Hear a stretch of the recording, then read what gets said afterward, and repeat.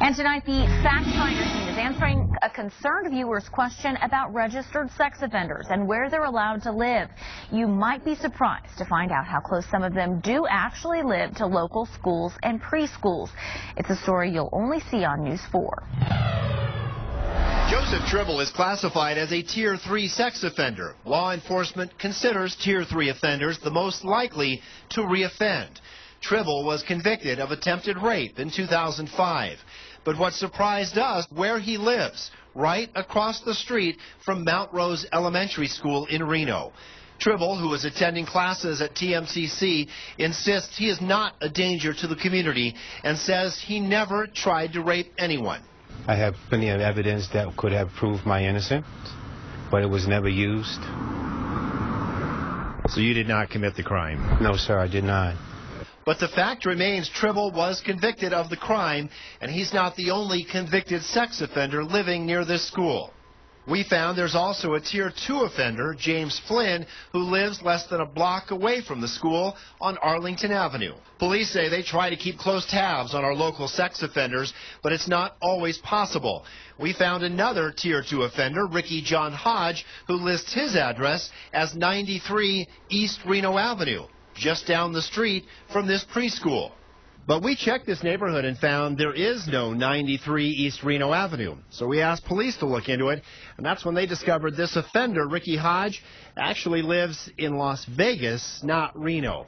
So clearly some of these offenders do slip through the cracks. And slide your leg down. None of this was welcome news to Cole Johnson, who lives in the neighborhood and brings his 5-year-old son here to play. We live, from what you showed me, a block away from the highest tier offender, so that's a little scary. Restrictions can be placed on sex offenders who are still on parole, but once their parole is up and they are registered with the state, there are no restrictions as far as where they can live. We did some digging and found that a Nevada law was passed in 2007 restricting where some Tier 3 offenders are allowed to live. But the American Civil Liberties Union fought the law in court and won a permanent injunction, meaning all sex offenders are free to live wherever they want after parole.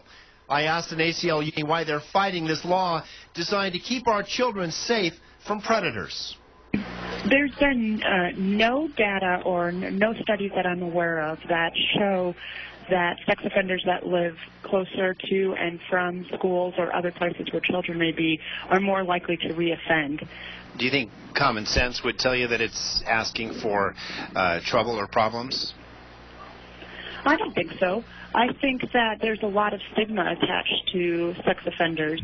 But whether it's more stigma or reality, police say it's important to know your surroundings and understand who's living near you. Websites like Alert ID and the state sex offender registry make it easy to find out if an offender is living in your neighborhood. Police say arming yourself with this kind of knowledge is your best defense against predators.